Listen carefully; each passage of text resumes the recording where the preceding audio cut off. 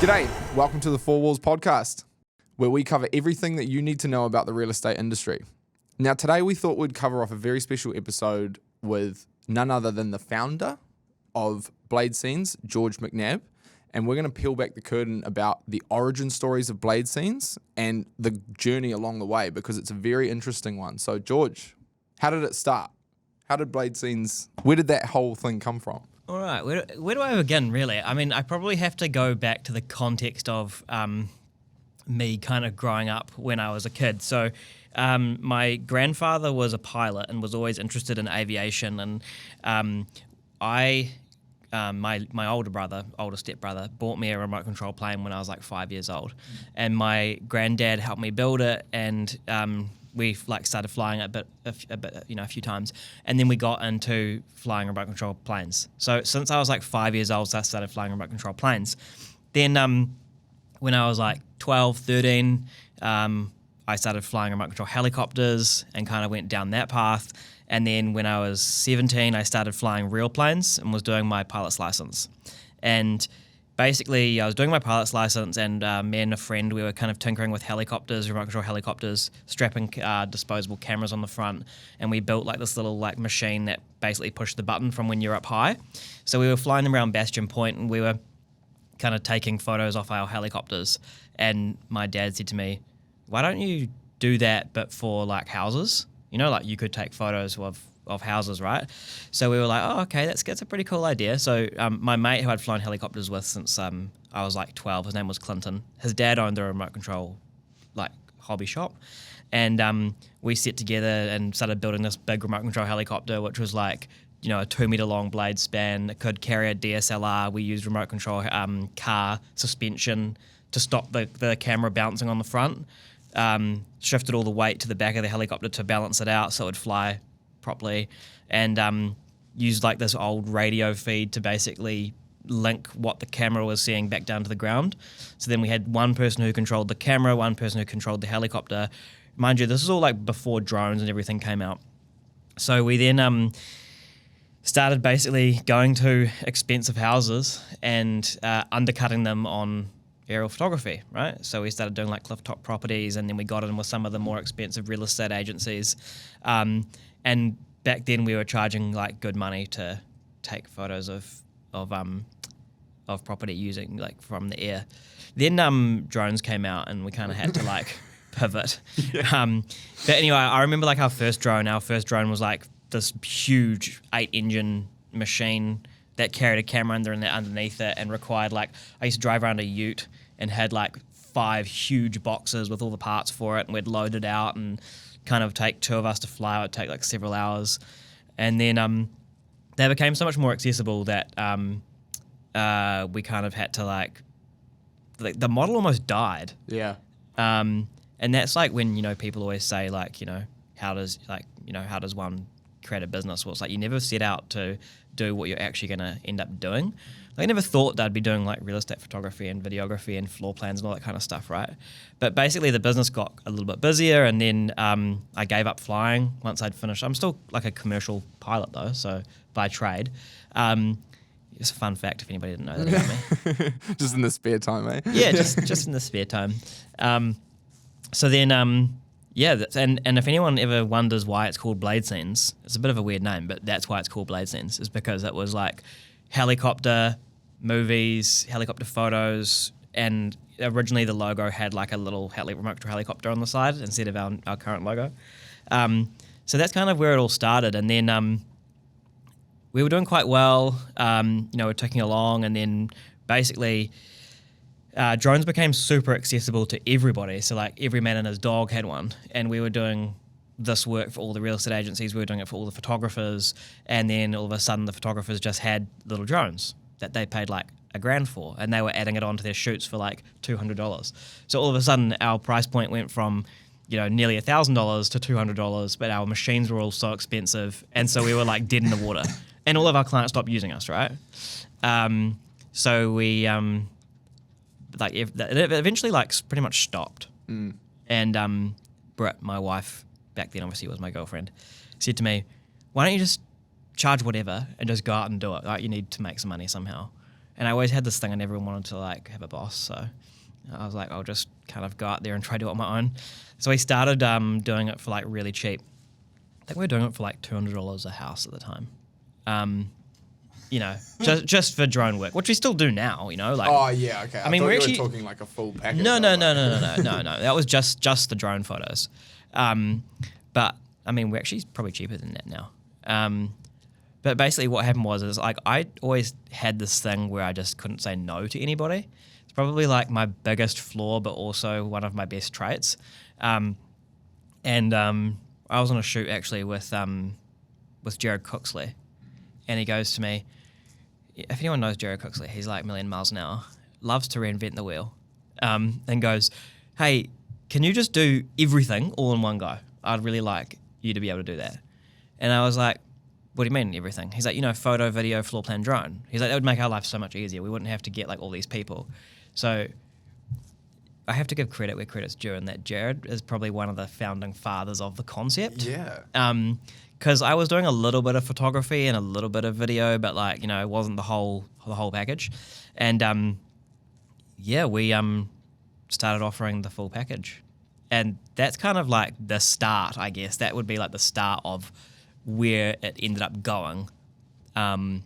So yeah, I'd say that's probably the starting point. Yeah, no, that's like a real interesting whole sort of rundown of that whole thing. Because obviously, like, I mean, that I came into the industry like a lot further after that, and by the time I hit the industry, it was always like it was just like the thing. You had to have a full package. You had to like have these really cheap drone pricing and things. So it's like a very competitive market when I came into it. But it was very much like you say, like so much easier for kind of as an entry point. Like if you wanted to come in and try to be aggressive, it wasn't as hard as it probably was back then when all these things were like split out. Because that's like crazy to me, the concept of someone just coming to do drone, like just coming to do aerials, and then you got like a different photographer and a different videographer. And like people, I remember you telling me stories about how you would like lug around like lighting rigs into the houses like before HDR was a thing, and that was one of the cons. And by the way, if anyone sees it, it's like not necessarily like that's a better technique. It's just we've got more advanced technology now, so you don't need to use that in houses anymore. And just like the whole concept of how hard real estate marketing and real estate photography was versus like what it is now, it's such a good process. But yeah, like real interesting. Like there must have been a lot of challenges along the way with that. Oh yeah, for sure. Like yeah, I just I've got PTSD. George's life flashing. I seriously do have PTSD from it. No, it was a cool journey, but I mean, like, I guess the next stage was like kind of growth, and I had Super say to me, kind of like, he's behind us if anyone wants to know. Super said to me like, "Oh, when did the growth start? When did you start hiring people?" And I think like I was trying to do it all on my own, and I remember Britt and I lived in my father-in-law's house, and he was like really good to us, and put us up, had a room. Always told us off though for being too messy. We're still messy to this day, and we moved out of there, and we got this little one-bedroom unit thing in Stonefields, and it was like had this office, and it was a second bedroom, but I used it as an office, and I would literally sit in there like all day, all night, and I'd be shooting from like 9 o'clock till 5 o'clock. I'd come home, had something to eat, go back out for dusk at 8 o'clock, and then I'd start editing all the photos manually. We didn't send anything offshore back then.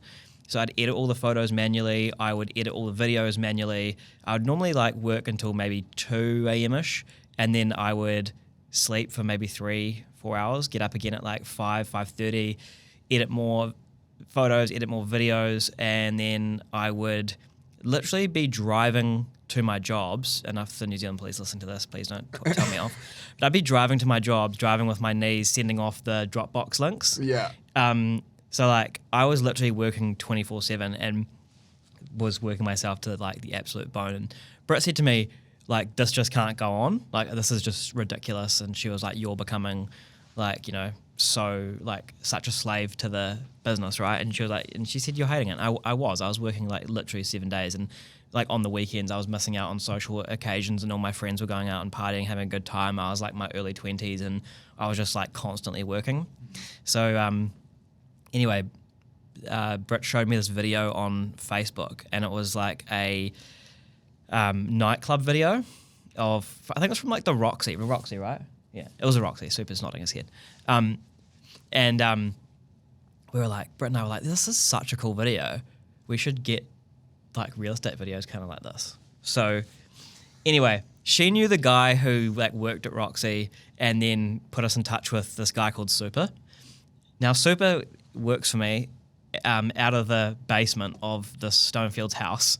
So it was literally like me and Super, and then we brought Min in to start helping out. We had another girl, Jade, helping. So we had like 4 of us in the business working from the Stonefields home. But anyway, Super was like the founding father of the video style that we have, you know, today. Like, I know some people love us for it and some people hate us for it, but, you know, speed ramps and light leaks, all that kind of stuff. Like, we brought that straight from nightclubs, put it into real estate. And who would have known, you know, match made in heaven. Yeah, no, and I can like attest to that again, like, because George actually, like I said, I didn't actually come into the industry, and I wasn't at Bladescenes to start with. I was actually at a competitor, and the legit, I will say this, like, just completely crystal clear, we copied everything from Bladescenes. Like, we absolutely analyzed every single part of their, like, how they did their video editing, like all the secret techniques. We still didn't actually know like how they were properly doing it, but that was literally not just us, like every single person in the industry was just trying to go, how does Bladescenes, particularly the videos, how does Bladescenes do their videos? How can we pick it apart? How can we do that and then try even make it better? And it's just like, honestly, as much as I'd love to say like we got there, we like Super showed me like how it's actually done once I got to Bladescenes, and we weren't like even close, you know, like, and so that's the thing that I think a lot of people try to. Like, definitely, like, he deserves a lot of credit. And Super is our podcast producer, by the way, if anyone's saying. We'll get it. We'll make sure he gets on camera at some point. He's we haven't got the setup for it yet, but we'll get a system going so we can throw to him.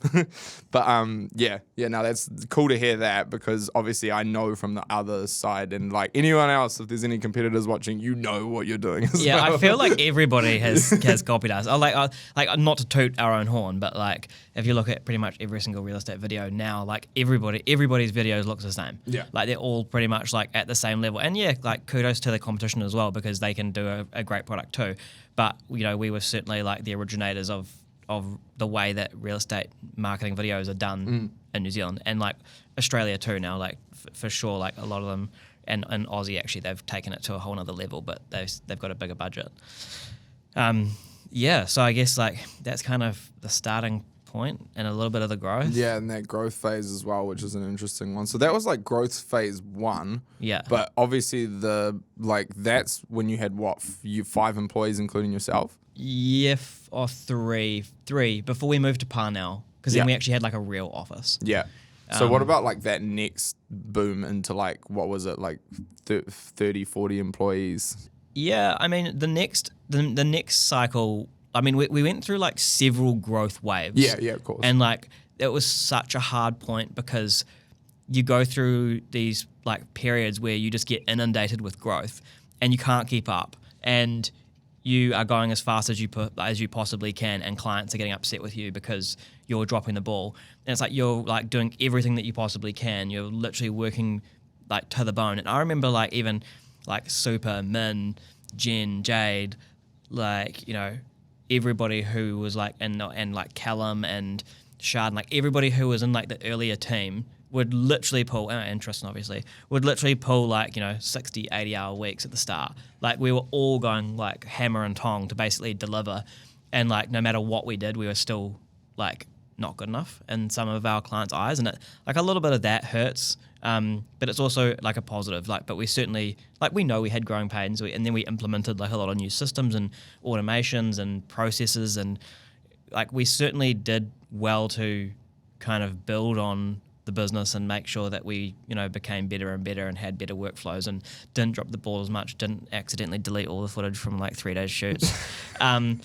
Stuff, Not supposed to say that. Stuff like that. And then of course say to the clients that the card just went corrupt. Yeah. We've used that. You are giving away my secret sauce. We've used that story hundreds of times. So if anyone who's been affected, I'm sorry.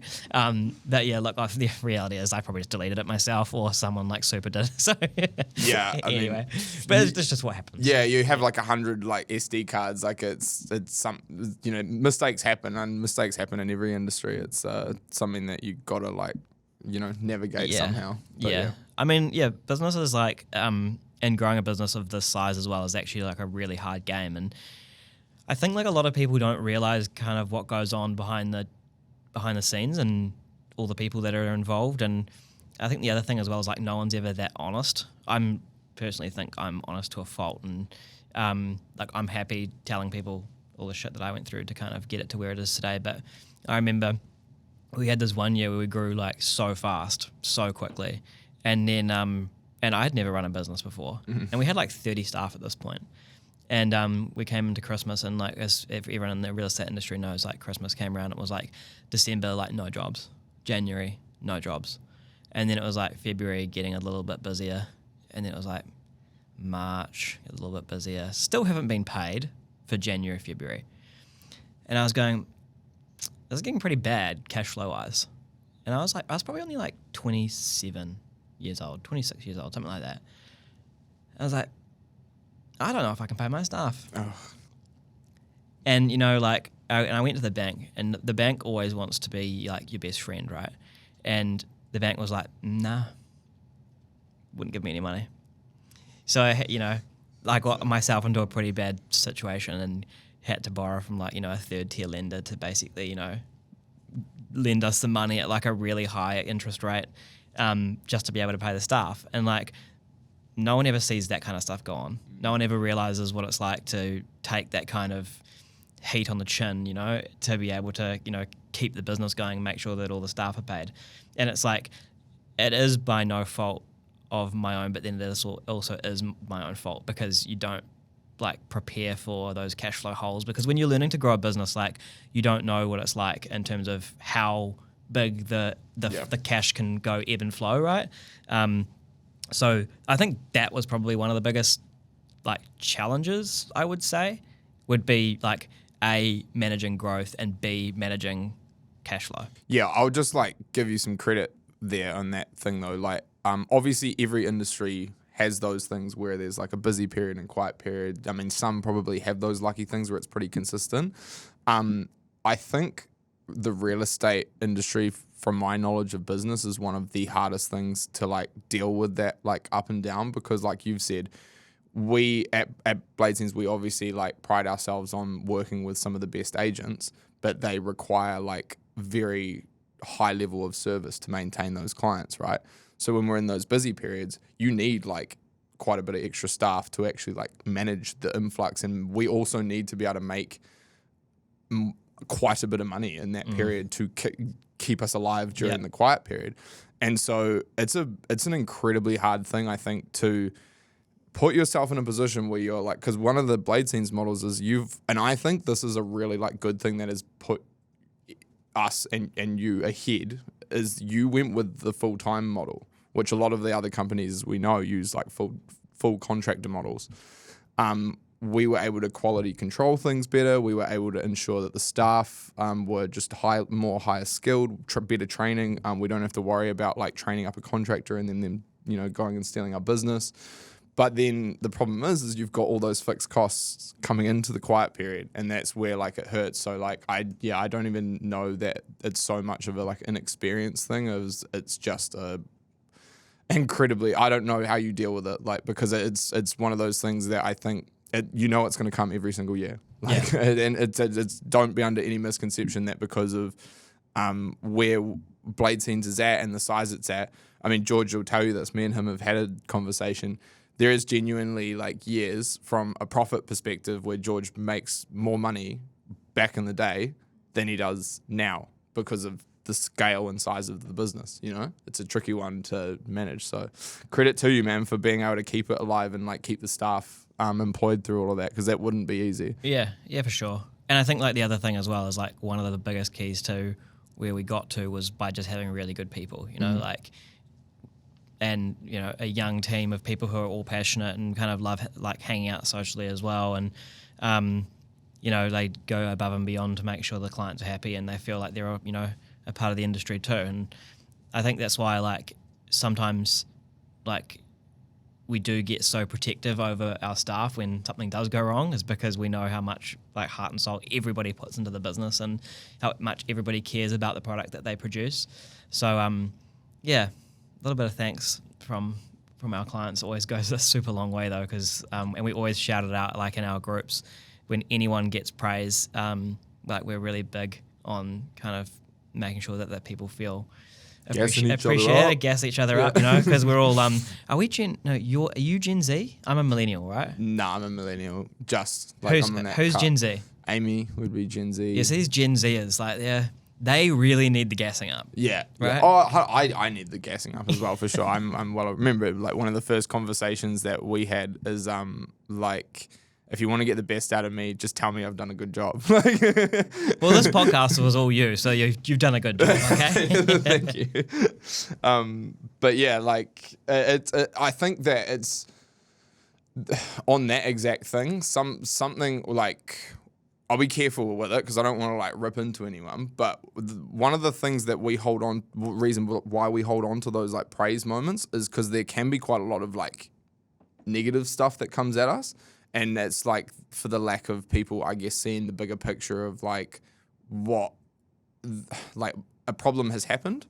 Why has it happened? And a lot of the time it's actually nothing, like not our fault, or there's something that's, we're like just kind of getting caught in the crossfire or something like that. And then unfortunately our poor staff on the front line, and that was myself included. Like I used to be in the CS team, and like I've done frontline like customer service and operations for a lot of my career. And it's so hard. Like it's a very negative job a lot of the time because you're constantly putting out fires. And so I guess that's just a great like contextual thing of like our staff that do that, they're always putting on like a smile every single day. Like they're giving it like absolute A+ service to the clients. And it's not always the case that everything's super positive and like they're getting all this praise and stuff, and they're managing to push through that and constantly do it. So when we get like some positive feedback, man, we hold on to it and we celebrate it. Like it's awesome. I mean, I think it is also just such a high pressure environment because obviously people are selling like 100%. their most expensive asset. They might be selling it, for what is it? The 3 Ds. It's like death, divorce, and something else. But like a lot of the reason it's because there's like a big family or a big lifetime moment. Yeah. So like there's always so much stress and pressure from the vendor's side that gets passed on to the real estate agents, and then we cop it too. So like understand it's just a stressful process, and it's just a matter of kind of being able to deal with it. Oh, I'd way rather be us than the agents. Yeah, and I think that's probably what like our next show is on like mental health and real estate, and I think that'll be an epic one to listen to. So if you're listening to this, then you should probably go listen to that one. It's with Nick Lias. Absolutely.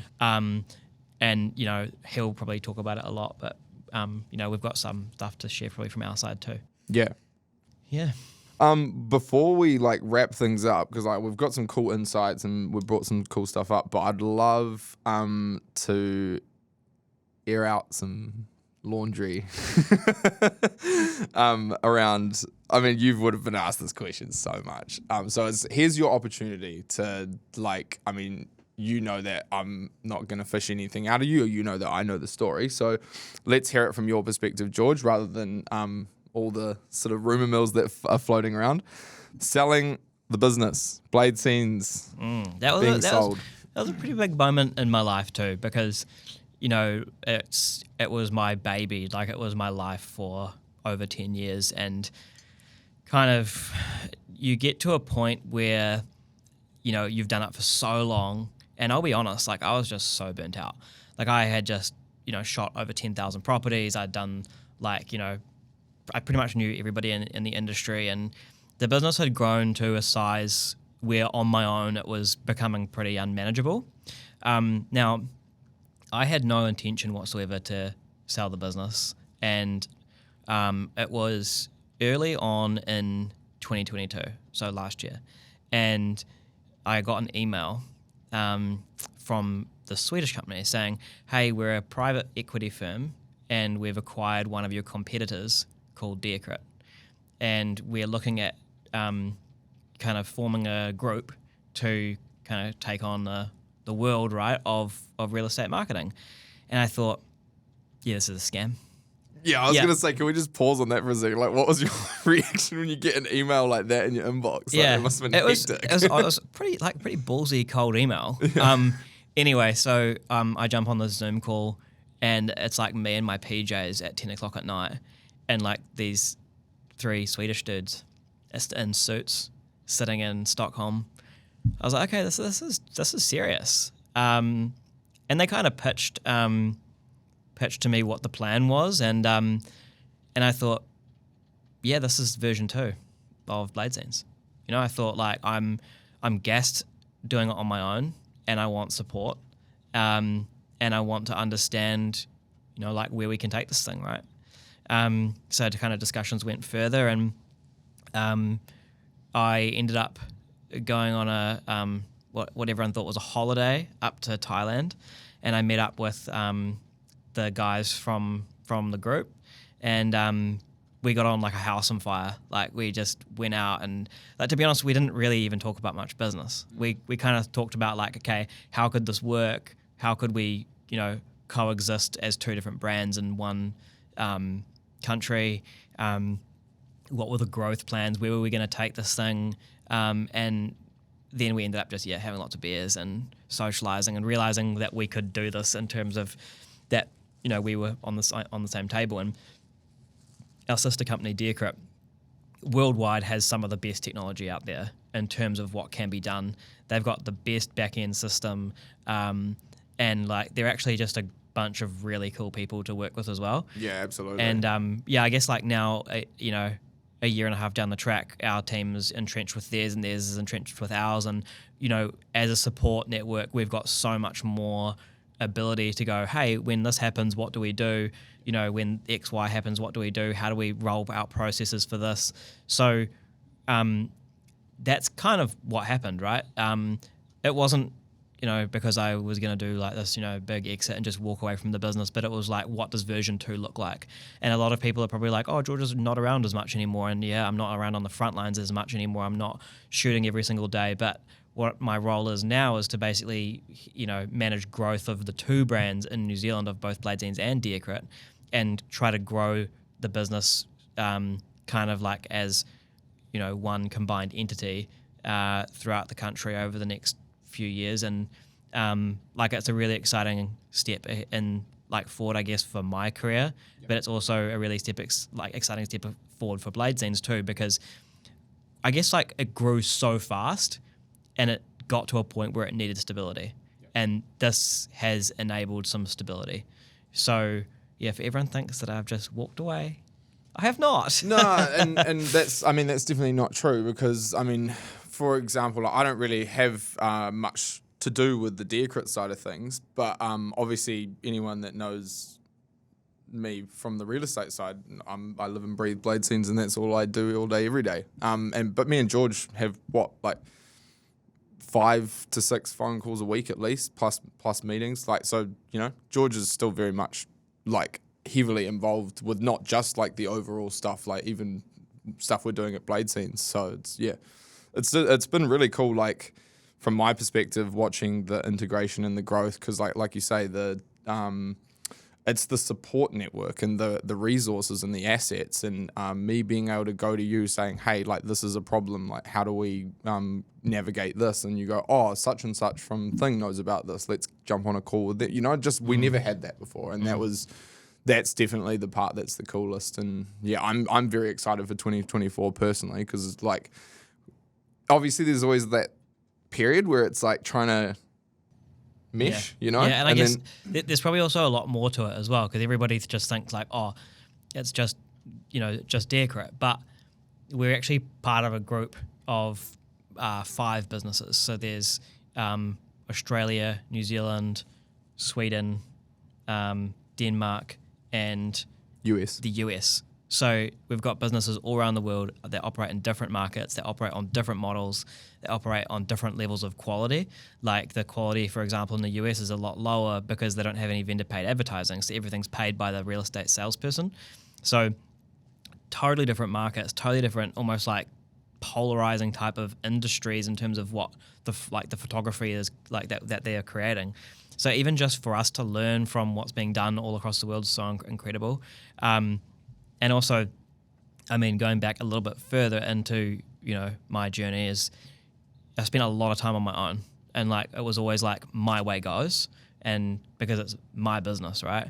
But now I've got a sounding board, I've got other people who I can talk to, and we can make decisions collectively about moving it forward, about the growth of the business and about kind of where we're heading as a group, rather than just going like, I've got a good idea and I'm just going to throw everything at it, which is what I used to do. Don't do that. I spent a lot of money on software once. We threw that in the bin. We don't ever talk about that at Bladescenes. Yeah. Oh gosh. Anyway.